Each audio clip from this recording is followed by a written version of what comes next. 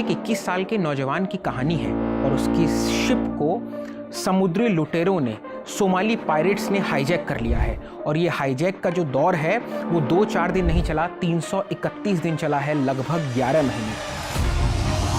जैसे जैसे टाइम बढ़ता गया ना, वैसे वैसे आप बहुत डीमोटिवेट होते जाते हो। किस तरह के थे वो 331 दिन? What kind of mental torture you went through? रात को अगर आपने कोई आपके सामने बैठ के थोड़ी देर आपने उससे बात करी है, सुबह वही आपको लात मार के उठा भी सकता है। प्रलव, आपके लिए वो कौन सा लम्हा था जब आपने कहा it is how it is? मैं अपने घुटनों पे बैठा हुआ हूँ, हाथ पीछे हैं, मुझे परछाई दिख रही है मेरी, और मेरे पीछे जो खड़ा हुआ है बंदूक मेरे सर पे लगी हुई है, और गोलियां चल जाती हैं। उनमें से जो लोग थे वो और किस तरह का टॉर्चर कर रहे थे बाकी लोगों पर? वो लम्हा होता है जब एक ठंडी नोक आपकी स्किन को टच करती है, बंदूक की दुनाली। हाँ। तो क्या कभी आपस में इशारों में कोई रिवॉल्ट की, कोई म्यूटनी की, है ना, कि जितने हैं 2 तू घेर ले 2 मैं घेर लूँ, जैसे वो स्क्विड गेम्स में आपने वेब सीरीज़ में देखा होगा, या मनी हाइस्ट में भी हमने देखा है वेब सीरीज़ में, क्या कभी इस तरह की कोई कॉन्वर्सेशन हुई थी? सोचते तो थे कि ये कर सकते हैं, वो कर सकते हैं, लेकिन जब देखा कि भाई यहाँ से भी कोई आ रहा है, वहाँ पे भी किसी को बिठाया हुआ है, कभी कभी हीरो ना बनना भी आपकी जान बचा लेता है। इस बीच में सरकार, स्टेट, मशीनरी, पुलिस, ये सब कहाँ थे? इंटरनेशनल वाटर्स में जो इंसिडेंट हुआ है उसमें काफ़ी गवर्नमेंट्स अपने हाथ खड़े कर लेती है कि हमको इसमें इन्वॉल्व नहीं होना। उन पायरेट्स का क्या हुआ? क्या वो बाद में पकड़े गए? आपने कभी किसी को ढूंढा, किसी ने आपको खोजा, या कैसे, या वो बिल्कुल गायब हो गए? I don't think I came out as a victim, I came out as a survivor. Brought to you by Bank of India and Sonata.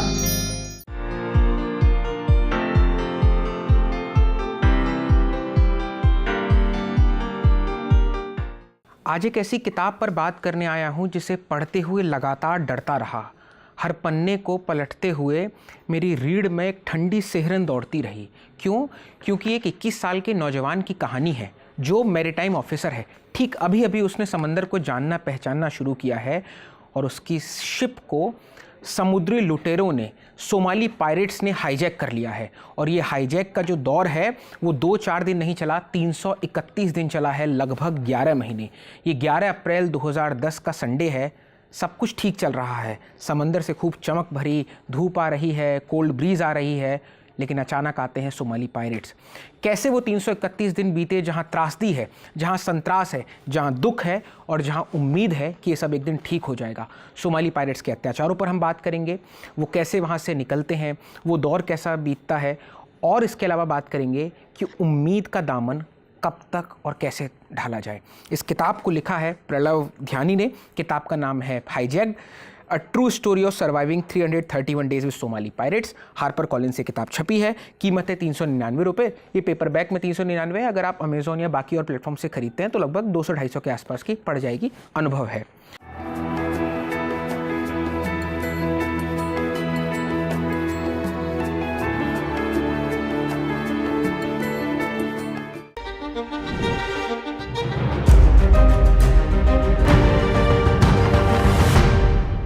प्रलव, स्वागत है आपका किताब वाला में। मेरा नाम दीपक है। बहुत शुक्रिया आपने समय निकाला। 11 अप्रैल 2010 संडे का दिन, कैसे हुआ ये सब? कैसे सोमाली पायरेट्स आते हैं? क्या कुछ हुआ? उस दिन में थोड़ा ले चलिए। थैंक यू पहले तो मुझे यहाँ पे बुलाने के लिए, और थैंक यू कि आपने किताब पढ़ी और आपको अच्छी लगी। शिपिंग इंडस्ट्री में, शिपिंग लाइन में बहुत रूटीन वाइज, प्लान्ड वाइज आपका डे डिसाइडेड रहता है कि आपको किस दिन किस टाइम पे क्या एक्टिविटी होनी है। Starting from your wake up call, breakfast, lunch, dinner, उसके बीच में आपकी वॉच कीपिंग और डेक वर्क, जो भी है, हर चीज़ का एक फिक्स्ड रूटीन रहता है। संडे यूजुअली छुट्टी होती है हर जगह, लेकिन उस दिन हमारी छुट्टी नहीं थी। हम एक पोर्ट से निकले थे और सुबह थोड़ी देर का काम था, बस नॉर्मल कार्गो चेकअप्स था, रूटीन वॉच चल रही थी, और अपने ही सब मूड में नॉर्मल डेक पे थे। एंड एकदम से कुछ अननोन, अनहर्ड आवाज़ें सुनाई दी। अब तो खैर वो आवाज़ कहीं भी सुनाई देगी तो मालूम पड़ जाएगी कि गोलियां कैसे चलती हैं। बट उस टाइम पे क्योंकि हमारा वेल्डर भी था, कुछ वेल्डिंग का काम चल रहा था, तो लगा कि उसकी शायद welding rod, welding torch backfire करी है। लेकिन अगले ही कुछ पलों में मालूम पड़ गया था कि ये वो नहीं है और it's a piracy attack. Unfortunately हमारा जहाज़ उस समय सेल नहीं कर पा रहा था, कुछ तकनीकी ख़राबी की वजह से हम लोग ड्रिफ्ट कर रहे थे। ड्रिफ्ट मतलब एक ही जगह पे फ्लोट हो रहे थे। अगर हम लोग शायद हमारा कुछ मूवमेंट होता, कुछ प्रोपल्शन होती, तो इसको वो अटैक कामयाब नहीं हो पाता या कम से कम डिले हो जाता, जिस वजह से शायद हमें आसपास के जो वॉरशिप्स वगैरह हैं आके हेल्प कर सकते थे। बट क्योंकि हम एक ही जगह पे मूव हो रहे थे तो it was a very easy catch. वो लोग आए, बोट्स पे चढ़े, जहाज़ पे आ गए। MV rock Africana. MV rack अफ्रीकाना।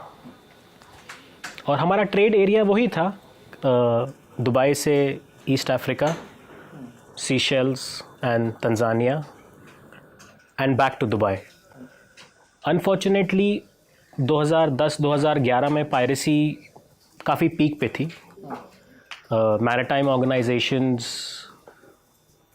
Arm guards और ये सारी चीज़ें इम्प्लीमेंट कर रही थी, तो उस इम्प्लीमेंटेशन में थोड़ा सा टाइम लगता है, कंप्लायंसेस वगैरह एकदम से फुलफ़िल नहीं हो पाती। तो वो जो टाइम पीरियड जिसमें हम रह गए, बस उसमें हम फंस गए। ये था पूरा सिनेरियो। और जब उन सोमालियन पायरेट्स ने आपके जहाज़ पर कब्ज़ा किया, उसके बाद के दिन 331 दिन कैसे थे? या जब पायरेट्स ने आपको ये ऑफ़र दिया कि आप अपने घर पर अपने माता पिता को एक आखिरी कॉल कर सकते हैं, वो नहीं मालूम कि आखिरी हो सकता था या नहीं, लेकिन उनकी भाषा में वो एक आखिरी कॉल हो सकता था कि आप एक बार बात करके बता दीजिए कि आप कहाँ हैं, कैसे हैं। How were the 331 days? तो देखिए, इस पूरे इंसिडेंट में हम लोग उनके लिए एक एसेट्स थे, जिसके अगेंस्ट वो एक रैंसम डिमांड कर रहे थे। जहाज़ था, जहाज़ की वैल्यू थी, कार्गो था, लेकिन जो इंडिविजुअल्स इनोसेंट लाइफ्स थी ऑन बोर्ड, जो क्रू की इनोसेंट लाइफ्स थी ऑन बोर्ड, वो सबसे ज़्यादा वैल्यूबल थी।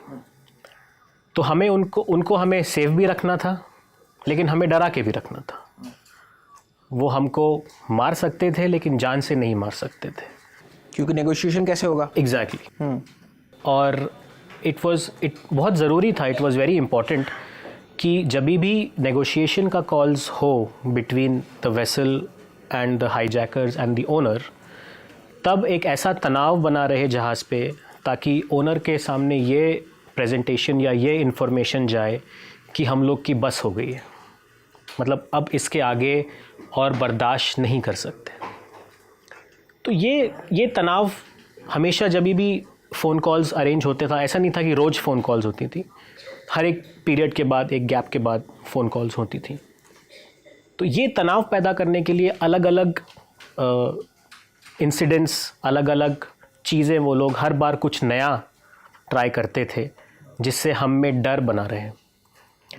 ऐसा भी होता था कि बीच में महीने कुछ नहीं हुआ, आपस में हम लोग बातचीत करने लग गए, उनको हमसे कुछ चाहिए था, हमने दे दिया, एड्रेस कर दिया उनको, लेकिन एकदम से ही अगले दिन अगर उनको ऑर्डर आ गया है कि नेगोशिएशन का कॉल होना है, तो माहौल एकदम बदल जाता था। रात को अगर आपने कोई आपके सामने बैठ के थोड़ी देर आपने उससे बात करी है, सुबह वही आपको लात मार के उठा भी सकता है। आप बिल्कुल उनके इमोशनल रहमो करम पर थे।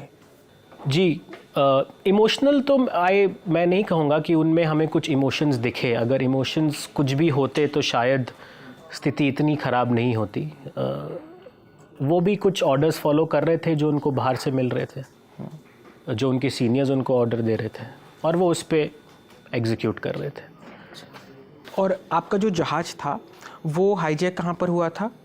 हम लोग सीशेल्स करके एक कंट्री है, वहाँ से थोड़ा सा आगे तंजानिया की तरफ जा रहे थे। सीशेल्स से तकरीबन 100-120 नॉटिकल माइल्स दूर या उससे कम, मुझे बिल्कुल वो एग्जैक्ट लोकेशन याद नहीं है, काफ़ी टाइम हो गया। बट सीशेल्स से ज़्यादा दूर नहीं था हम लोग, और वहाँ पे ब्रेक डाउन हो गया था और वहाँ पे ये। करेक्ट। वहाँ से फिर आप लोगों का जहाज़ जाता है सोमालिया में। जी। और सोमालियन पायरेट्स की तो अपनी एक कहानी आई है, 2009-2010 तक अमेरिका के जिस तरह से शिप लिए। तो सोमालियन पायरेट्स के बारे में क्या कहानी है, क्यों वो इस तरह के पेशे में आए? एक धड़ा ये कहता है कि साहब उन पर चूंकि यूरोपियन कंपनीज ने इतना ज़्यादा अत्याचार किया, उनकी ज़मीन को भी लूटा, उनके जो मछुआरों के जो अधिकार थे उनकी जीविका छीन ली, इस वजह से उस पेशे में आए। फिर उनको लगा कि वो एक्सीडेंटली आए हैं लेकिन उनको पैसा इससे मिल रहा है तो वो ये करते गए। आपका जो अनुभव रहा उनके साथ वक्त बिताने का वो कैसा था? देखिए, मेरा इस बात पे जितना भी इंटरेक्शन हुआ वो उन्हीं लोगों से हुआ जो हमको, जिन्होंने बंधक बनाया हुआ था, जिनको किसी ने हमें बंधक बनाने के लिए एम्प्लॉय किया हुआ था। उन लोगों से जितना इंटरेक्शन में जो मुझे समझ में आया, जो वहाँ के लोगों ने मुझे बताया कि उनकी ज़िंदगी में फ़िशिंग के अलावा और कोई काम नहीं था। Phishing was the only source of income for them. लेकिन क्योंकि उनके पास रिसोर्सेज टेक्नोलॉजी में बहुत पीछे थे वो, तो आसपास के मुल्क, फॉरेन कंट्रीज़ के जहाज़ आके वो प्राइम ऑफ द फ़िशिंग उनसे छीन ले जा रहे थे। वांटेडली अनवांटेडली ये एक डिबेटेबल टॉपिक है, मैं इस पे ज़्यादा कुछ नहीं बोल पाऊँगा, लेकिन जो उनका एक means of source of income जो था वो भी उनके हाथ से जा रहा था, क्योंकि वो अपने मीन्स को एडवांस नहीं कर पा रहे थे, और बाहर से जो तकनीकी एडवांसमेंट ऑफ फिशिंग वेसल्स और उस एरिया में जो फ़िश कर रहे थे वो उसका एडवांटेज उठा रहे थे। तो इसको रोकने के लिए उन्होंने पहले कुछ ऐसे जहाज़ों को पकड़ा, डराया, फिर देखा कि उससे रैंसम भी ले सकते हैं, और देखा कि ये इजी मनी बन सकता है। फिर धीरे धीरे वो बड़े शिप्स पे जाने लग गए, और वो वैसे भी जहाज़ अटैक करने लग गए जो उस एरिया में आके फ़िशिंग ही नहीं करते बल्कि बस ट्रांजिट करते हैं, जो उस एरिया से क्रॉस कर रहे हैं एक कंट्री से दूसरे कंट्री जाने के लिए। चाहे वो सोमालिया भी नहीं आ रहे हो, लेकिन आप उनके समंदर वाले एरिया को क्रॉस करके जा रहे हैं, इतना करीब भी नहीं, काफ़ी दूर से भी जा रहे हैं, लेकिन क्योंकि वो एक इजी मीन्स ऑफ इनकम हो गया उनके लिए, या उसको ऐसा ऑर्गेनाइज्ड स्ट्रक्चर बना दिया गया कि जो भी जहाज़ आप पकड़ सकते हो जो उस एरिया से निकल रहा है, आप उसको पकड़ो और अपना उसका पैसा और अपना उसका रैंसम लो। तो मैंने एक लाइन लिखी है इसमें, जब वो बोलते हैं कि आप हमारे यहाँ से क्रॉस कर रहे हैं तो आपको टैक्स देना पड़ेगा।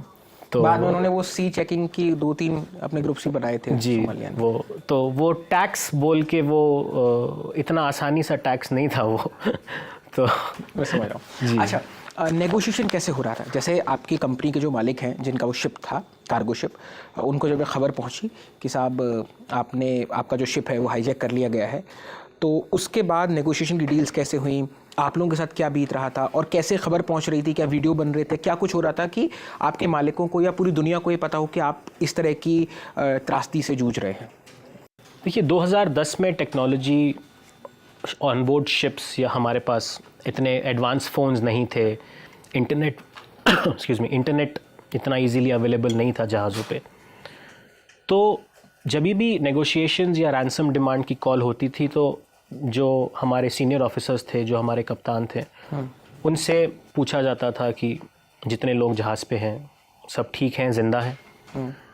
अब उसमें वो जिस भी हालत में हैं, क्योंकि आपके हाईजैकर्स आपके बगल में बैठे हैं बंदूक लेके, तो आप सच तो बोल ही नहीं सकते हैं, तो आपको बोलना था वेरी लिमिटेड चीज़ें आपको बोलने को वो बोलते थे कि आप ये कह सकते हैं, और वो सारी कॉल्स लाउड स्पीकर पे होती थी।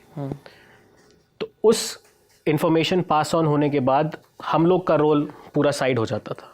फिर हाईजैकर्स और ओनर्स अपने आप ही कम्युनिकेशन करते थे, नेगोशिएट करते थे। मुझे इतना मालूम है कि जो इनिशियल डिमांड थी वो काफ़ी हाई नंबर था। हमारी इंडस्ट्री में सब पूरा ट्रेड डॉलर्स में होता है, तो कुछ मिलियंस ऑफ डॉलर्स की डिमांड थी, जस्टिफाइंग कि बड़ा जहाज़ है, कार्गो लोडेड है, 24 लाइफ्स ऑन बोर्ड है। तो अगर आपको किसी चीज़ की आपको इंफॉर्मेशन नहीं है और आपको अपनी पावर से उसके लिए कुछ डिमांड करना है तो आप XYZ कुछ भी नंबर डाल सकते हो, जब आपको पता है कि नेगोशिएशन अथॉरिटी आपके पास है, सामने वाले के पास नहीं है। तो उसी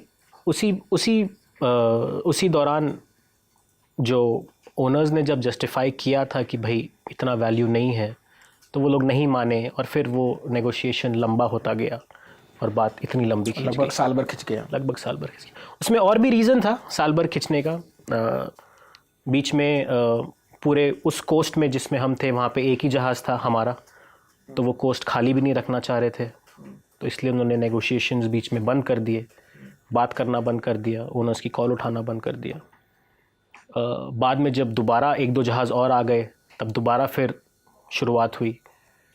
तो काफ़ी रीज़न्स थे जिस वजह से अनफॉर्चुनेटली हम उस पर्टिकुलर टाइम फ्रेम में फंस गए, वरना इसके किस्से और इस इंसिडेंट्स के बारे में, ऐसे इंसिडेंट्स के बारे में हमारी इंडस्ट्री में काफ़ी चर्चा होती हैं, लेकिन जो time frame, average time frame रहता है किसी भी जहाज़ का 3 से 4 महीने, अगर ओनर सपोर्टिव है तो। हमारे ओनर बहुत सपोर्टिव थे, लेकिन अनफॉर्चुनेटली सिचुएशन ऐसी आ गई कि वो 3-4 महीनों में बात नहीं बन पाई और वो 11 महीने खिंच गया। अच्छा, कैमरे के उस पार जो हमारे दर्शक देख रहे हैं उनके मन में सवाल आ रहा होगा कि ये बहुत ही प्राइवेट कॉन्वर्सेशन टाइप का चल रहा है between the hijackers and the owner of the ship.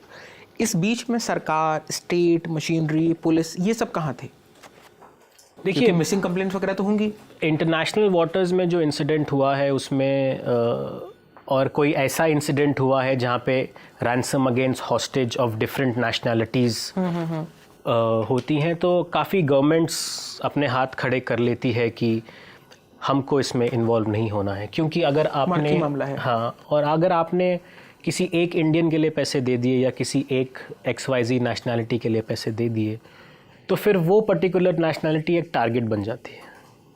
हमारी इंडस्ट्री में, मैरीटाइम इंडस्ट्री में, thanks to God, Indians are dominating as officers and crew. तो अगर कहीं भी एक इंडियन के लिए कोई रैंसम रिलीज़ कर देता तो फिर वो बाकियों के लिए भी बहुत मुश्किल और पायरेट्स के लिए बहुत आसान हो जाता। तो इस वजह से ऐसे सिनेरियो में जो इंश्योरेंस होता है जहाज़ का, वो बहुत एक्टिव होता है, वो हेल्प करता है नेगोशिएट करने में। लेकिन अगर आप किसी ऐसे व्यक्ति से नेगोशिएट कर रहे हैं जिसको ज़्यादा नॉलेज नहीं है किसी चीज़ को वैल्यू करने की, क्रूड है, कोई स्ट्रक्चर टाइप एग्जैक्टली नहीं है, मतलब बोला कि मुझे ये बोतल आज 10,000 रुपये में चाहिए तो चाहिए, तो आप फिर उससे क्या नेगोशिएट करोगे? आप उसको ये तो नहीं बोलोगे कि इसकी जो भी वैल्यू होगी 100 रुपये 200 रुपये, आप ये तो नहीं बोलोगे कि यार इसकी ये वैल्यू है तो मुझसे इतना X मांग रहे हो। तो उस ऐसी चीज़ों को थोड़ा सा कम टाइम फ्रेम में क्लोज करना इशू हो जाता है। शायद उन्होंने जानबूझ के बाद में सुनना या नेगोशिएट करना बंद कर दिया था, क्योंकि हमारा अकेला जहाज़ था पूरी कोस्ट पे और वो चाहते थे कि कोस्ट खाली ना रहे, कोई ना कोई हॉस्टेज रहे वहाँ पे। ये एक रीज़न, बहुत मेजर रीज़न है ये हमारे डिले, नेगोशिएशंस में डिले होने का। अच्छा प्रलभ, हम ये समझना चाहते हैं कि जैसे 20 से ज़्यादा लोग थे उस शिप पर, तो शुरुआत के दिन तो चलो बहुत डर के बीते होंगे, है ना, उस पर भी हम आएंगे। लेकिन जब बहुत ज़्यादा समय बीत रहा था, लगातार महीने बीत रहे थे, दिन बीत रहे थे, तो क्या कभी आपस में इशारों में कोई रिवॉल्ट की, कोई म्यूटनी की, है ना, कि जितने हैं 2 तू घेर ले 2 मैं घेर लूँ, जैसे वो स्क्विड गेम्स में आपने वेब सीरीज़ में देखा होगा, या मनी हाइस्ट में भी हमने देखा है वेब सीरीज़ में, क्या कभी इस तरह की कोई कॉन्वर्सेशन हुई थी? होती तो थी, सोचते भी थे, मन ही मन सोचते भी थे कि हम हीरो बन जाएं। कितने लोग थे टोटल? वो 24, हम लोग 24 थे। वो कितने थे? वो लोग इनिशियली जैसे ही हम सोमालिया पहुँचे, हाईजैक होने के बाद जब सोमालिया पहुँच के एंकर कर दिया, तो वहाँ पे तकरीबन पहले 3 महीने तो 30-40 लोग थे, तो उनको तो आउट नंबर हम कर ही नहीं सकते थे, लगभग डबल। एग्जैक्टली। और दूसरी चीज़, सबके पास बंदूकें थीं, ऑटोमेटिक बंदूकें थीं सबके पास। उन्होंने जितने भी हमारे स्टोर रूम्स थे उनको अपना एम्यूनिशन रूम बना लिया था। तो अगर, और उनकी शिफ्ट्स में काम होते थे, morning to night, night to morning, 12-12 घंटे की वो लोग शिफ्ट्स में काम करते थे, वॉच की मतलब हम पे नज़र रखते थे, आसपास की एक्टिविटीज़ पे नज़र रखते थे। तो उसमें यही होता है कि अगर कभी कभी हीरो ना बनना भी आपकी जान बचा लेता है। सोचते तो थे कि ये कर सकते हैं, वो कर सकते हैं, लेकिन जब देखा कि भाई यहाँ से भी कोई आ रहा है, वहाँ पे भी किसी को बिठाया हुआ है, क्योंकि हमारा मूवमेंट बहुत रिस्ट्रिक्ट कर दिया था। आपको कहाँ रखा, कहाँ गया था आप लोगों को? तो एक शिप का स्ट्रक्चर, कार्गो शिप का स्ट्रक्चर क्या होता है कि अगर आपका 100 मीटर का जहाज़ है जैसे हमारा था, तो उसमें 80 मीटर प्लेन कार्गो एरिया होता है, फॉरवर्ड से लेके पीछे तक। फॉरवर्ड एरिया में आपको बताऊंगा, टाइटैनिक तो आपने देखी होगी। टाइटैनिक में एक सीन है जहाँ पे लियोनार्डो और केट विंसलेट सबसे आगे अपने हाथ फैला के खड़े हैं। किताब में भी मेंशन है उसका, इसलिए मैं ये बार बार बोलता हूँ जी। वो सबसे फॉरवर्ड वाला एरिया होता है, और वहाँ से आप पीछे आएंगे तो सबसे एंड में अकोमोडेशन होती है, जो जहाज़ का सबसे छोटा पार्ट होता है। क्योंकि मर्चेंट वेसल है, जितना ज़्यादा कार्गो करेगा उतना ज़्यादा इनकम होगी, तो इसलिए majority of the area cargo area होता है। जो हमारा अकोमोडेशन था वो लगभग आखिरी में 15 मीटर के बीच में 4 फ्लोर का अकोमोडेशन था। ठीक। जहाँ पे नेविगेशन रूम भी था सबसे ऊपर, और सबसे नीचे under the level engine room था। तो हमें इस अकोमोडेशन में एक ऑफिसर्स मेस रूम करके जगह होती है, जहाँ पे हमको ग्रुप्स में डिवाइड कर दिया था 24 को। कुछ लोग ब्रिज पे थे जो नेविगेशन रूम होता है, कुछ लोग इंजन रूम में थे, और बाकी लोग मेस रूम में थे। और हमारी रिस्ट्रिक्शन विद इन हमारे अकोमोडेशन ही, जहाज़ तो पूरा भूल जाओ, विद इन हमारी अकोमोडेशन ही बहुत रिस्ट्रिक्ट कर दी थी। कितना बड़ा एरिया रहा होगा वो लगभग? अकोमोडेशन मेस रूम जो था वो लगा लो जितना हमारा ये एरिया है, एक 12 सीटर की डाइनिंग टेबल, छोटा सा लाउंज एरिया जहाँ पे 6 सीटर सोफ़ा और एक टीवी, इनको मिला के बस। और वहाँ 24 लोग? एग्जैक्टली। वहाँ 24 लोग नहीं, वहाँ कम से कम 12 लोग। अच्छा, 12 दो अलग अलग डिवाइड। हाँ, 12 लोग यहाँ पे, बाकी क्रू मेस रूम में, बाकी ऑफिसर्स ऊपर और इंजन रूम वाले ऑफिसर्स नीचे। तो उसका एक कारण ये भी था क्या, आपको लगा कि चूंकि यूनिटी ना बैठ पाए इसलिए लोगों को अलग अलग करके रखा जाए? वो तो जगह ही नहीं थी। वो तो बहुत मेजर कारण था, लेकिन वो आपको फ्री हैंड कहीं भी मूव करने के लिए नहीं दे सकते थे, क्योंकि उनके भी दिमाग में एक फियर रहता था कि कोई कहीं से किसी को बाहर कांटेक्ट ना कर ले, कुछ इन्फॉर्मेशन पास ना कर दे। दो हमारे पास कुछ था नहीं, सब कुछ तो चला गया था, फ़ोन्स, लैपटॉप्स, कुछ भी। लेकिन अगर किसी को आपने कन्फाइंड किया हुआ है तो आप उसको चाहोगे कि वो जितनी क्रैम्ड अप स्पेस में हम उसको रखें, उतना उसके पास रिस्ट्रिक्शन रहेगा। जो डरा रहा होता है वही सबसे ज़्यादा डरता है। एग्जैक्टली। अब वो तो 40 लोग पता नहीं उनमें से कितने डरते थे, लेकिन हाँ, ये बात थी कि वो हमारी मूवमेंट बहुत रिस्ट्रिक्टेड करके रखी थी, और यही रीज़न था कि हमें पता नहीं था कि कौन कहाँ है, किस पोजीशन पे बैठा हुआ है, कितने लोग कहाँ रखे हुए हैं, उनके कहाँ पे वो लोग गार्ड रखे हुए हैं। और अगर आपके पास मर्चेंट नेवी और नेवी, हाँ, ये थोड़ा अंतर बता दीजिए, और कार्गो शिप क्या होती है इसके बारे में थोड़ा सा हाँ, हमारे दर्शकों को बताएं। तो merchant navy completely commercial cargo activities के लिए होती हैं। कार्गो शिप जैसे मैंने बताया अलग अलग टाइप के कार्गो कैरी करते हैं, कंटेनर्स कैरी करते हैं जिसमें कार्गो मूव होता है, बल्क में कार्गो कैरी करते हैं। कार्गो माने कुछ भी, कार्गो माने जैसे आपकी गाड़ियाँ मूव होनी है वो कार्गो हो गया, कोई भी item exactly, goods, any form of goods, whether in break bulk और ओपन लूज बल्क और कंटेनराइज बल्क और लिक्विड, क्रूड, गैस, तेल वगैरह, ये सारी चीज़ें। तो ये मर्चेंट शिप्स कैरी करते हैं। हर एक कमोडिटी कैरी होती है इन शिप्स में। वर्ल्ड का ऑलमोस्ट 90% कार्गो हम लोग मूव करते हैं इन शिप्स।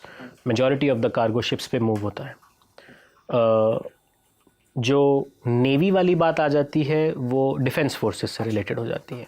उसके लिए you are train to use weapons, you are train to do drills like जो क्या बोलते हैं रेस्क्यू मिशंस जैसे होते हैं, to save somebody like us, वो सारी चीज़ें उसमें आ जाती हैं, guarding your coast of the country, going out for a war for your country, तो वो नेवी वाली बात आ जाती है। बट एज मर्चेंट ऑफिसर्स या trainees, we are only trend for a safe passage of the ship to one destination to the other. We are not trained to use weapons. We are not trained to fight wars. We are not trained for any action. We are trained to carry. Civilian किस्म की training होती है आपकी। Exactly. कि अगर tsunami आ जाए तो कैसे बचना है, तैरना कैसे, जो बुनियादी चीजें होती हैं, आग लग गई तो कैसे बचना है समंदर पे। बेसिक, क्योंकि आपको समंदर में, दरिया में आपको ना बाहर से एम्बुलेंस आएगी, ना बाहर से फायर ब्रिगेड आएगा, ना बाहर से कोई आपको बचाने आएगा किसी इमरजेंसी में, सब आपको खुद ही करना है। तो basic fire fighting, basic first aid, ये सारी चीज़ें हमारे प्रोग्राम में इम्प्लीमेंट होती हैं। इसके कोर्सेज़ होते हैं, एडवांस लेवल कोर्सेज़ होते हैं, जैसे जैसे आपकी रैंक बढ़ती है। तो ये सारी हमारी सेल्फ सर्वाइवल ट्रेनिंग एक होती है अगर किसी को बोला जाए तो इसलिए ये प्रोफेशन बहुत ही डिसिप्लिन प्रोफेशन है। You have to be vigilant, you have to be alert, you have to know, हर चीज़ का आपको सेफ्टी देख के एक डिसीजन लेना पड़ता है। आपके साथ आपका क्रू है, उनकी लाइफ आपके एक डिसीजन पे डिपेंडेंट है। आप इतना $1 मिलियन का कार्गो कैरी कर रहे हो, उसकी वैल्यू आपके डिसीजन पे है, उसकी लुकआउट, उसका सेफली उसको डेस्टिनेशन में पहुंचाना आपके डिसीजन पे है। कोई आपने बैड डिसीजन ले लिया तो एनवायरनमेंट डैमेज आप इतना कर सकते हो, अगर समंदर में तेल लीक हो गया, कुछ हो गया, तो दैट इज़ अनदर डिज़ास्टर। तो ये सारी चीज़ें हमारे उसमें जो हमें देखना पड़ता है। आपने अपनी किताब में बहुत ही दुख और बहुत ही उम्मीद दोनों की भाषा में अपनी बात की है। जैसे आप बताते हैं कि जब मैं सोने जाता था तो मैं उन अच्छे दिनों के ग्लिम्सेस को याद करता था जब जीवन बिल्कुल ठीक हुआ करता था, और मुझे लगता था कि कल सुबह होगी और ये सोमाली पायरेट्स अपने घर लौट जाएंगे, और शायद मैं भी।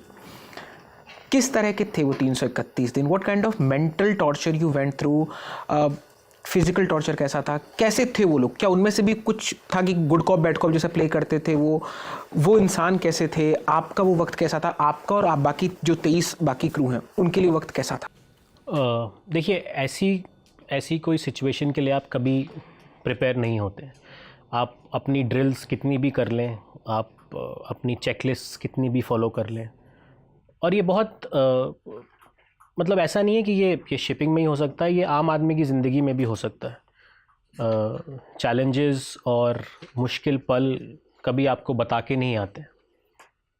तो जब ये इंसिडेंट हुआ तो पहले कुछ घंटे तो एक मतलब आप उसको एब्जॉर्ब करने की कोशिश कर रहे थे। आपको जो बोला जा रहा है, आप वहाँ मूव हो रहे हो, अलग अलग जगह से लोग आ रहे हैं, आपको बोल रहे हैं कि आप यहाँ अपने घुटनों पे बैठ जाओ, फिर वहाँ अपने घुटनों पे बैठ जाओ, हाथ पीछे करके बैठ जाओ। तो पहले कुछ घंटे तो कुछ मतलब जो चल रहा था आपको बस फिज़िकली दिख रहा है, आपके दिमाग में आप उसको डाइजेस्ट नहीं कर पा रहे हो, आप उसको समझ नहीं पा रहे हो। और ये कुछ 2-3 दिन चला, क्योंकि हमें जब तक हम सोमालिया नहीं पहुँचे तब तक हम और भी ज़्यादा क्रैम्प्ड अप लोकेशन पे थे, क्योंकि जब तक हम सोमालिया नहीं पहुँचे तब तक वो गिन के शायद 8 से 10 लोग ही थे। तो इसलिए उन्होंने हमें एक ही कमरे में उस समय तकरीबन कम से कम 16 से 18 लोग रखे हुए थे। अब सोमालिया पहुंचने के बाद थोड़ी सी सिचुएशन इम्प्रूव हुई, हमें लगा कि और लोग आ रहे हैं, कुछ मालूम पड़ेगा कि भाई कंपनी से कब बात हो रही है, क्या है।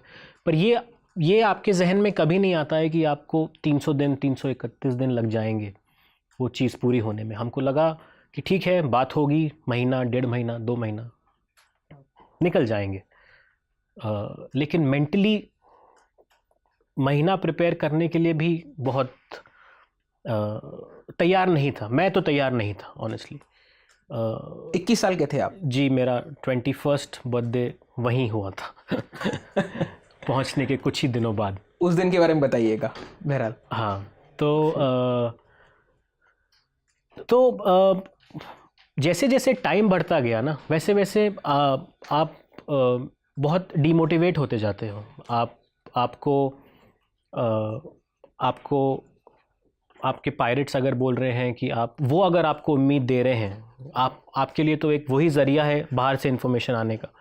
अगर वो आपको उम्मीद दे रहे हैं कि 2 हफ्ते में जा रहे हो, फिर 2 हफ्ते बाद कुछ नहीं होता, फिर वो आपको नई उम्मीद दे रहे हैं कि 1 हफ्ते बाद जा रहे हो, 1 हफ्ते में भी कुछ नहीं होता, तो धीरे धीरे आप इस उम्मीद के साथ बैठ के, और जब वो चीज़ आपको नहीं मिलती जिसके बारे में आपने इतनी होप की है, you are looking up to it so much, तो every time with the bad news थोड़ा सा डिसअपॉइंटमेंट आता है। और वो इतना कॉमन हो गया था कि वो लोग मस्ती मजाक में ही हमें बोलने लग गए कि कल जा रहे हो या परसों जा रहे हो। उनके लिए वो खेल हो गया था। तो सबसे पहला स्टेप ये किया कि आप पूछना बंद कर दो। आप किसी को दिखाओ ही नहीं कि आप उनके सामने गिड़गिड़ा रहे हैं, डेस्परेट फॉर एग्जैक्टली। आप सबसे पहले तो वो बंद किया। फिर 4 महीने 5 महीने समय बढ़ा, तो फिर सोचते थे कि सबसे पहले ये थॉट्स आते थे कि ये तुम्हारे साथ क्यों हो रहा है, या ये तुम्हारे साथ क्यों हुआ, क्या ये तुम अकेले की वजह से, कुछ तुम्हारे ऐसे कर्म थे जिसका तुम भरपाई दे रहे हो, या ये बाकी 23 लोग में से कोई है जिसके लिए तुम भी भर रहे हो। बट क्योंकि अब आपको अपनी पूरी टीम के साथ रहना है, आपको अपनी टीम को मोटिवेट करना है, और आपके सामने वाले लोग चाह रहे हैं कि आप ब्रेक डाउन हो, जिसका वो एडवांटेज उठाएं, और लोग हुए हैं ब्रेक डाउन। अलग अलग सिचुएशंस में लोग हुए हैं break down. They are sadistic. So आपको ये भी है कि यार, अगर मैं आज मेरे कलीग के साथ खड़ा हूँ, he is feeling low and I cheer him up, I divert his mind, तो शायद कल ये मेरे साथ भी वही करे when I am feeling low. उस चीज़ पे काम करना शुरू किया, अपने आप को किसी ना किसी एक्टिविटी में इन्वॉल्व करना शुरू किया, जो भी हम कर सकते थे। किताबें पढ़ना शुरू करी जो थी हमारे कोर्स की थी, बाहर से किसी के नॉवेल्स थे वो पढ़ना शुरू किया। किसी तरह हमने एक चेस बोर्ड बनाया, बंदूकों की शेल्स से अलग अलग उसके उसके साथ हमने प्यादे, हाथी, घोड़ा, वो सब बनाया, वजीर, उसके आपस में खेलना शुरू किया, मेंटली अपने आप को बिजी रखने के लिए। तो एक सर्वाइवल स्किल मुझे लगता है एक इंसान पे अपने आप कहीं ना कहीं आ जाती है जब वो ऐसी सिचुएशन में लैंड हो जाता है कि भाई अब अगर मैं खुद से नहीं करूँगा तो कोई मेरी आके मदद नहीं करेगा। तो ये आप खुद ही अपने आप पे फिर आप काम करना शुरू कर देते हैं। अगर आपको पता है कि अगर मैं रोज़ मुंह सड़ा के डिप्रेस होके कुछ खाऊं नहीं, सल्क करता रहूं, तो I will not be able to see that 332nd day. You know, you have to keep yourself motivated to see that day of freedom। उसके बाद चाहे कुछ हो जाए, लेकिन वो दिन आपको ये मोटिवेटेड रखना बहुत ज़रूरी है कि जो समय है वो बीत जाता है। हमारे शिपिंग में बोलते हैं time and tide will change, समय और लहर बदलती है। तो आपको उस पे अगर आप भरोसा रख सकते हैं तो ठीक है, मेरे साथ ये हुआ, किसी और के साथ कुछ और हो सकता है। सबकी प्रॉब्लम्स दुनिया की अपनी सबसे बड़ी प्रॉब्लम्स होती है। प्रलव, आपके लिए वो कौन सा लम्हा था जब आपने कहा it is how it is, ये जैसा है अभी ऐसा, इसको एम्ब्रेस करिए और इससे आगे बढ़ने के बारे में सोचिए? मेरे साथ तो ये बहुत स्टार्टिंग के टाइम में ही हो गया था। अच्छा। जब पहली बार मेरे सर पे बंदूक रखी गई थी और उसको लोड किया गया था, आई थिंक उस वक्त मैं समझ गया था कि it is going to be very difficult from here. तब तक ये अंदाज़ा नहीं था कि बचेंगे, बट तब तक ये था कि खुद को बचाना ज़रूरी है। अपने आप को इनसे दूर रखना है, इनकी बात माननी है, जो इनके इंस्ट्रक्शंस हैं वो फॉलो करने हैं, लेकिन अपने लोगों को भी बचा के रखना है, किसी और का बुरा नहीं करना अपने फ़ायदे के लिए। तो ये कुछ चीज़ें थीं जो मैंने औरों के बिहेवियर से भी देखी। होता है जब आपको एक गिलास पानी, साफ़ गिलास पानी नहीं मिल पाता, या आपको एक प्रॉपर मील नहीं मिल पाता दिन का, ये सब चीज़ें बहुत एक बार खाना देते थे बस वो? एक बार खाना ही अवेलेबल हो पाता था। हमारे पास बिजली नहीं थी, तो दिन में 2 घंटे किसी तरह जनरेटर चलाते थे, उसी में पानी भी भरते थे, उसी में पानी भी निकालते थे क्योंकि जहाज़ पानी ले रहा था, उसी में खाना भी बनता था। 331 दिन वो जहाज एक ही जगह पर खड़ा रहा? जी जी।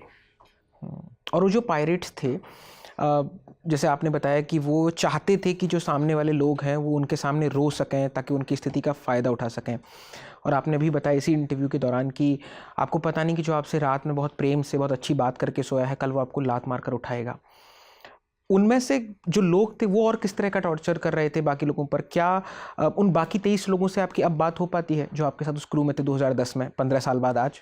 कुछ 1-2 हैं जो जिनसे मेरी बात होती है, लेकिन क्योंकि हमारा इंटरनेशनल क्रू था, अलग अलग नेशनैलिटीज़ के लोग थे उसमें, और उस टाइम पे सोशल मीडिया भी इतना एक्टिव नहीं था। कुछ साल तो सब शांत हो गए, अलग अलग हो गए, लेकिन बाद में 1-2 लोग मिले जो मेरे बैचमेट था, मेरा सीनियर था।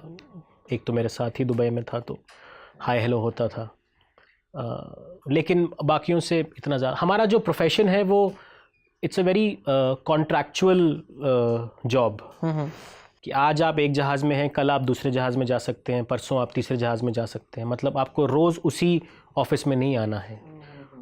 यू नो, जो कंपनी आपको बेटर सर्विस, बेटर पे दे रही है, you are open to work with them. Assignment based है। एग्जैक्टली। इट्स तो हमें हमारे में बोलते हैं कि हमारी इंडस्ट्री में दोस्ती बस जहाज़ तक है, उसके बाद आप अपनी तरफ, मैं अपनी तरफ। और हमारे यहाँ पे नाम से भी नहीं बातचीत होती है, रैंक से बातचीत होती है। अच्छा, हाँ, जैसे आप मैरीटाइम ऑफिसर थे। हाँ, जैसे मैं कैडेट था, करेक्ट, तो मैं कैडेट के नाम से, मुझे कैडेट इधर आओ, जो कप्तान है उसको कैप्टन के नाम से, जो सेकंड ऑफिसर है चीफ ऑफिसर है, तो रैंक से ज़्यादा बात होती है। अच्छा, हम ये जानना चाहते हैं इसके बाद, जैसे आपने कई सालों तक, जब आप 2011 के आसपास जब आप वहाँ से छूटते हैं और वो सब कुछ एक बुरा सपना ख़त्म होता है, उसके कई सालों तक आपने बात नहीं की इस बारे में, और फिर ये किताब शाया होती है। तो इस दरमियान क्या रोक रहा था? क्या वो ट्रॉमा था? How did you heal? क्या आपने मेडिटेशन किया? आपने किस तरह की प्रैक्टिसेस की ताकि आप उन ग्लिम्सेस से, उन ख़राब सपनों से, उस आवाज़ से वापस से आपको ट्रॉमा रिलीव ना हो? मेडिटेशन तो मैं आज भी करने की कोशिश करता हूँ, लेकिन अभी तक नाकामयाब ही रहा है वो। बट जब मैं वापस आया तो मैंने एक डिसीजन तो ले लिया था कि मैं दोबारा सेलिंग नहीं करूँगा। सेलिंग मैंने इसको थोड़ा वापस जहाज़ पे काम नहीं करूँगा, ऑन बोर्ड शिप काम नहीं करूँगा। ठीक है। और अब कैसा है समंदर से रिश्ता? अभी भी है, बहुत अच्छा रिश्ता है। एक प्रोफेशन में मैंने कंटिन्यू किया, लेकिन एक डिफरेंट टेंजेंट पे। तो क्योंकि मैंने बहुत अर्ली सी से मैं बाहर आ गया था, मैंने सी क्विट कर दिया था, सी सर्विस क्विट कर दी थी, तो मेरे लिए बहुत मुश्किल था कि मैं इसी इंडस्ट्री में अपनी एक प्रोफाइल बनाऊं, अपना एक करियर बनाऊं। यूजुअली जो लोग दरिया छोड़ के शोर पे शिपिंग कंपनीज़ के लिए काम करने आते हैं, वो उनका 10, 12, 15, 20 साल का सी सर्विस का एक्सपीरियंस होता है, तो उनको फिर ज़्यादा लोग प्रेफर करते हैं because of their technical experience, management experience, decision making experience. तो it is easier to absorb them in the industry, in the back office. मेरे लिए एक वो चैलेंज था। बट किसी तरह आई थिंक ट्रॉमा या मैं PTSD इसलिए नहीं हुआ क्योंकि मैं काफ़ी फोकस था कि करियर बनाना है, और वो कुछ साल वही बनाने में लग गए, उसी में मेहनत करने में। एक सीढ़ी, दूसरी सीढ़ी, एक सिटी, दूसरी सिटी, एक जॉब, दूसरी जॉब, फिर मूव्ड आउट ऑफ इंडिया, वहाँ पे एक कंपनी, दूसरी कंपनी, और फिर 2017 में खुद का जो शुरू किया। तो आई थिंक एक तो रीज़न ये था। दूसरा रीज़न ये था कि अगर मैं ये किताब 2012 या 2013 में लिखता तो आई थिंक मैं पायरेसी तो मैंने एक्सपीरियंस कर ली थी, लेकिन ज़िंदगी उतनी एक्सपीरियंस नहीं करी थी कि मैं उसको इस एंगल से प्रेजेंट कर पाता। शायद मैं बहुत इसको नफ़रत और बदले के एंगल से लिखता उस टाइम पे, लेकिन अब थोड़ा सा समझ आ गई है तो ये उस एंगल से प्रेजेंट करी है। और तीसरी चीज़ रादर ये है कि उस टाइम पे शायद मुझे कोई सिंपैथी मैंने लेने की कोई ज़रूरत नहीं समझी। तो शायद मुझे लगा कि अगर मैं ये किताब उस टाइम पे लिखूं तो शायद मुझे लोग ये सिंपैथी देने ज़्यादा आए, जो मुझे नहीं चाहिए था। I don't think I came out as a victim, I came out as a survivor. तो लाइफ में कुछ कर लिया, कुछ बन गए, थोड़ी दुनियादारी और देख ली, समझ ली। और Covid was a very big factor for me to start writing, because lockdown हुआ, लोग कन्फाइंड हुए, अपने अपने घरों में बंद हो गए। ठीक है, I mean everybody has their own opinion, लेकिन मेरी ओपिनियन में आप बंद हैं लेकिन आपके पास रिसोर्सेज हैं, आप अपने घर वालों से बात कर पा रहे हैं, आप ऑफिस के काम कर रहे हैं, आपकी सैलरीज मिल रही हैं, आपको प्रमोशंस मिल रहे हैं, आपको जो खाने का मन है आप वो ऑर्डर कर पा रहे हैं यार। पर जिन पर बीती है उनके लिए ऑक्सीजन रेमडेसिविर के लिए लड़ाई लड़ते, अपनों को खोते, अपने सामने असहाय रूप में अपनों को दुनिया से जाते हुए देखना बहुत त्रासद रहा है कई लोगों के लिए उस कोविड के दौरान। देखिए, मैं जो वो वाला एंगल है मैं उस एंगल पे जस्टिफाई नहीं कर रहा हूँ, मैं कन्फाइनमेंट वाले एंगल पे जस्टिफाई कर रहा हूँ कि जब वर्क फ्रॉम होम सिनेरियो चालू हो गया था तो उस पे जितने मेरे आपसी लोगों ने जितना कंप्लेंट किया, जो स्वस्थ थे, जिनके परिवार वाले स्वस्थ थे, टचवुड, जिनको कोई प्रॉब्लम नहीं थी, घरों में कैद थे, जो तब मैंने सोचा कि यार आई थिंक अब समय है कुछ बताना चाहिए कि आप कैसे उस टाइम को निकाल सकते हैं, तो तब लिखना शुरू किया।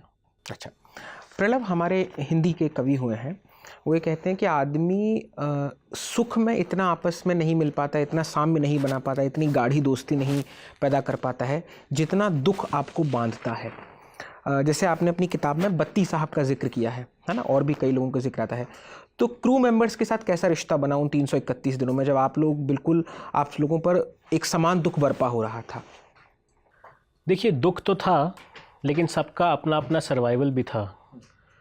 तो अब इसमें आप दुख में एक तरीके से बिहेव करते हैं, लेकिन जब आपके खुद की पेट की बात आ जाती है तब आप अलग तरीके से बिहेव करते हैं। और ये बहुत नेचुरल है, ये मैंने बहुत बाद में समझा, ये मैंने पायरेसी के बहुत आगे आके समझा कि ये ह्यूमन नेचर है, इसको आप चेंज नहीं कर सकते। कोई कितना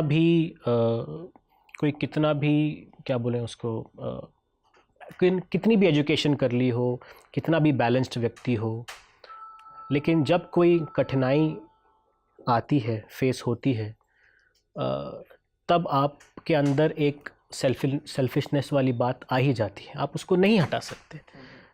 चाहे वो आपके लिए हो, चाहे वो आपके परिवार वालों के लिए हो, वो होता ही है। और ये मैंने भी बहुत देखा, हमारे बीच भी, पायरेट्स के बीच भी, उनमें भी आपस में बहुत लड़ाइयाँ होती थी। वो भी आपस में छोटी छोटी चीज़ों के लिए लड़ते थे। जो सामान उन्होंने हमसे चुराया उसके लिए लड़ते थे कि ये मैंने रखा है, ये उसने रखा है, वो मेरा ले गया। हम पानी के लिए लड़ते थे, हम खाने के लिए लड़ते थे। तो ये इसमें सब अपना एक अलग तरीके से सबका बिहेवियर निकल ही जाता है। लेकिन एक चीज़ मैं इसमें कहूँगा कि अगर आपको सेल्फिश बनना है, yes it is right, be selfish, लेकिन don't be selfish by taking advantage of somebody else. किसी और की वल्नरेबिलिटी का, किसी और को आप और कठिनाई में या और दुख में डाल के अपना पेट अगर नहीं भरो तो वो एक अच्छी चीज़ आप उस सेल्फिशनेस में भी कर सकते हैं। अच्छा प्रलभ, मैं दर्शकों को बताना चाहूँगा कि प्रलभ के माता पिता भी हमारे साथ इस स्टूडियो में इस वक्त मौजूद हैं। आप तो वहाँ इस सब से बीत रहे थे, आपके ऊपर ये सब बीत रहा था, आप उससे लड़ भी रहे थे, अपने माइंडसेट को रेडी कर रहे थे। दो फेजेज़ हैं इस सवाल के। एक तो ये कि जब आप उन 331 दिनों में थे, 2010 से 11 तक का फेज़, तो आप माता पिता के बारे में क्या सोचते थे, और घर पर कब पता चला कि आपके साथ ऐसे हादसा हो गया है, या घर वालों का क्या रिएक्शन था जब आप 2012 में 11 में उन तक मिलने पहुँचे? देखिए, मेरे हिसाब से तो मेरे पेरेंट्स को तो विदिन 24 आवर्स वो इन्फॉर्मेशन मिल गई थी। ओनर्स ने नोटिफाई कर दिया था। हाँ, ये लोग हमारा शिप भी ट्रैक करते थे। एक होता ही है पेरेंट्स का कि भाई, जैसे हम यहाँ पे भी रहते हैं तो आपको रात को हमेशा फ़ोन आ जाते हैं, घर पहुँच गया कि नहीं पहुँच गया, चाहे आप कितना भी दूर है उनसे। बिल्कुल से। तो वही चीज़ वो ऑनलाइन भी जहाज़ को ट्रैक करते थे कि कहाँ पहुँचा है, कितने दिन में कॉल आने के चांसेस हैं, क्योंकि हम लोग जब भी शोर पहुँचते थे, किसी कंट्री पहुँचते थे, वहाँ से घर फ़ोन करते थे। नेटवर्क आदत तो जी। तो इस वजह से उनको तो इन्फॉर्मेशन मिली गई थी 24 घंटे के अंदर अंदर। मेहता कि जब घर पे आप पहुँचते हैं तो कैसा रहा वो सारा फेज़? घर पे जब मैं आया तो जब मेरी फ्री होके उनसे जब बात हुई, जब मैं लैंड पे पहुंच गया, उसके पहले भी शिप से भी बात हुई थी। वो कॉल कैसा था, थोड़ा उस पर ले चलिए। वो कॉल तो बहुत ही पॉजिटिव था। मुझे अपनी तरफ से भी नहीं दिखाना था कि क्या हुआ है, उनको अपनी तरफ से भी नहीं दिखाना था कि क्या हुआ है। सब ठीक है, परेशान नहीं होना है, उम्मीद। मुझे अभी भी याद है, मेरे फादर ने पूछा था कि दाढ़ी वाड़ी तो काट रखी है कि साधु जैसे वापस आ रहे हो। उन दिनों 2011 वर्ल्ड कप चल रहा था, तो ये पूछना ज़रूरी था कि भाई इंडिया कैसा परफॉर्म कर रहा है। तो नॉर्मल, बहुत ही लाइट कॉन्वर्जेशन कि बस मैं आने वाला हूँ, 1-2 दिन की और बात है, सब कुछ ख़त्म हो गया है, हम लोग फ्री हो गए हैं और चिंता करने की कोई ज़रूरत नहीं है। वहाँ से भी यही कि सब ठीक है, हम ठीक हैं, तुम्हारा इंतज़ार कर रहे हैं, चिंता करने की कोई ज़रूरत नहीं है। अब चाहे इस तरफ मैं किसी भी हाल में हूँ, उस तरफ वो किसी भी हाल में हो, लेकिन इस समय चिंता करने की कोई ज़रूरत नहीं। एक दूसरे की वल्नरेबिलिटी बांटे ना बांटी गई। अच्छा, तो बाकी जब क्रू मेंबर्स थे, उनमें से आपको किनको संभालना होता था? ये ठीक बात है कि आप एक दूसरे का सहारा बनते हैं, 331 दिन बहुत लंबा फेज़ है, पर कोई गहरी दोस्ती जो आपके मन में रह गई हो, भले उनसे बात अब ना हो पाती हो, पर जिनके मन में आपके मन में जिनके प्रति बहुत रिगार्ड हो, आपको लगता है कि उनके मन में आपके प्रति बहुत रिगार्ड रहा होगा उस दौर में?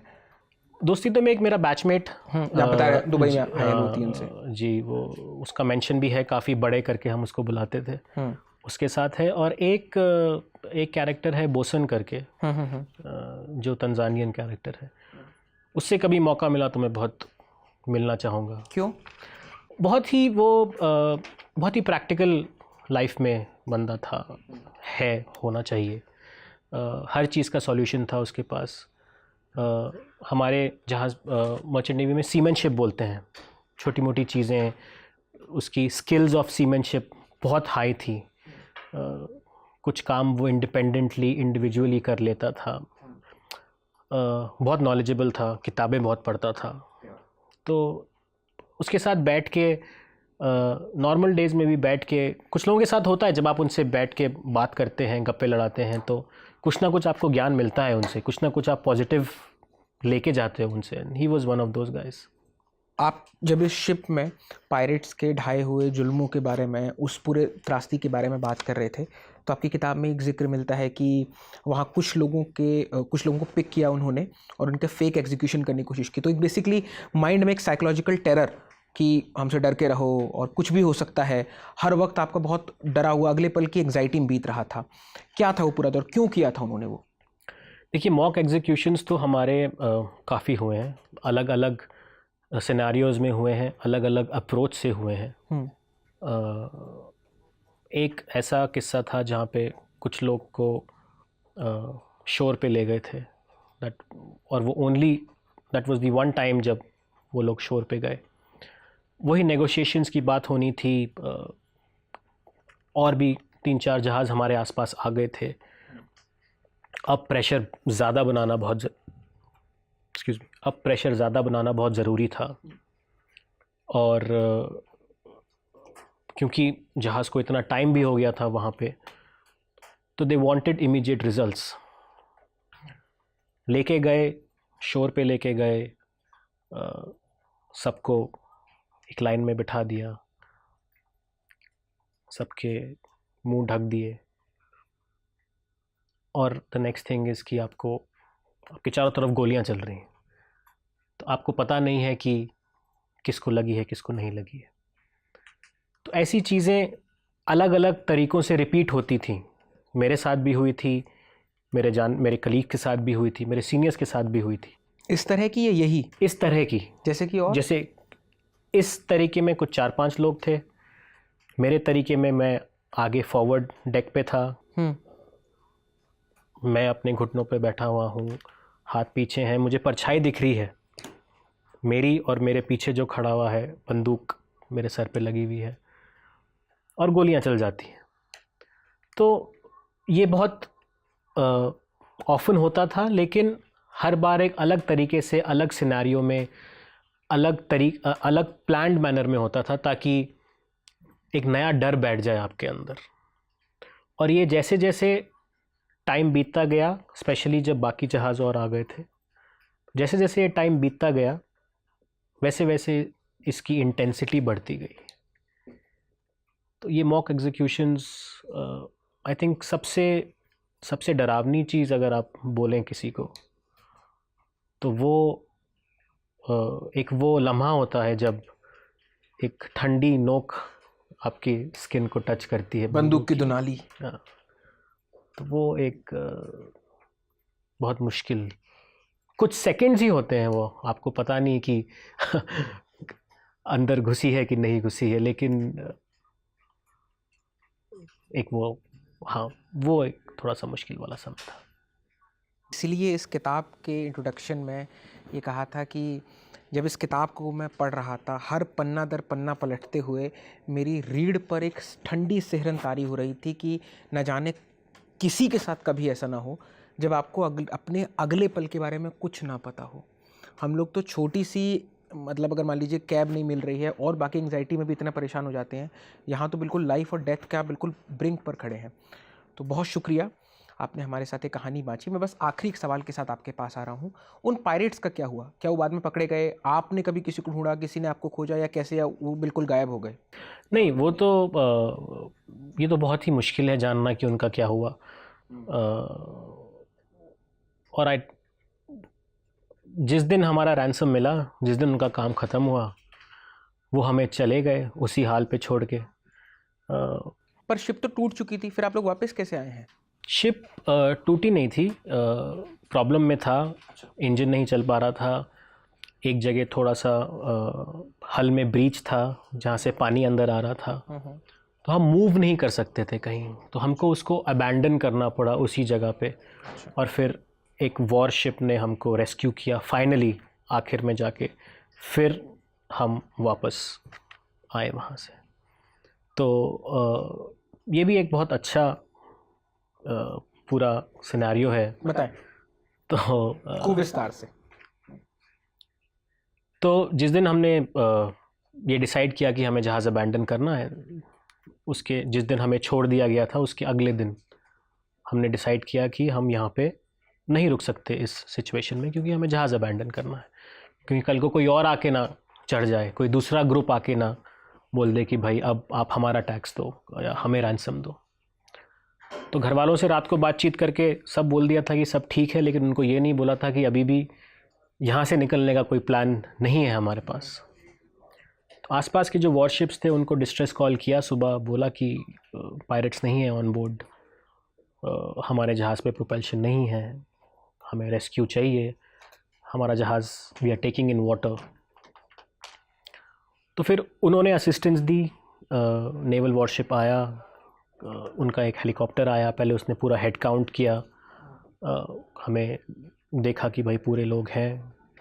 फिर हमने अपनी रेस्क्यू बोट्स, लाइफ राफ्ट्स जिनको बोलते हैं, इन्फ्लेटेबल बोट्स जो होती हैं, उनको हमने उनको लॉन्च किया, क्रू उसमें ट्रांसफ़र हुआ, और फिर हमने उन बोट्स को अपने जहाज़ से उसकी रस्सी काट के हम लोग लहरों के साथ निकल पड़े।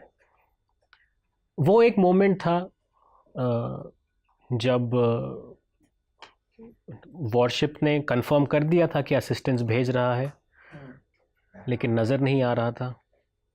हम लोग लहरों के साथ लैंड की तरफ जा रहे थे। तो एक होता है कि आपको लगता है कि अभी तो कहीं से निकले हैं, दोबारा ही किसी खड्डे में ना गिर जाए, वो वाली बात थी।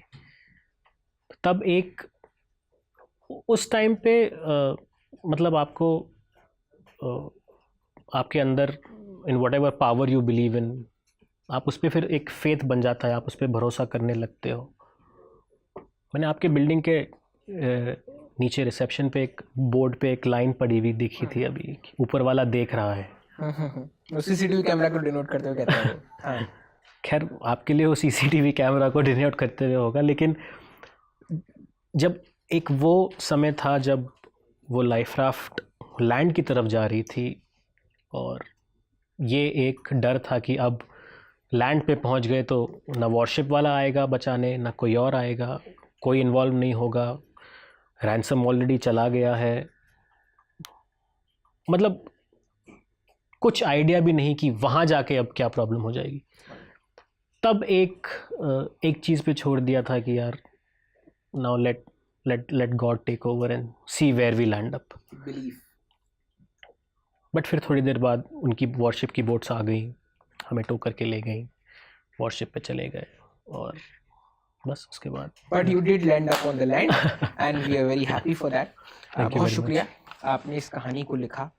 और मेरे पास इस किताब वाला के अंत में कहने के लिए बहुत सुंदर पंक्तियाँ नहीं हैं, बस मेरे पास एक कहानी है।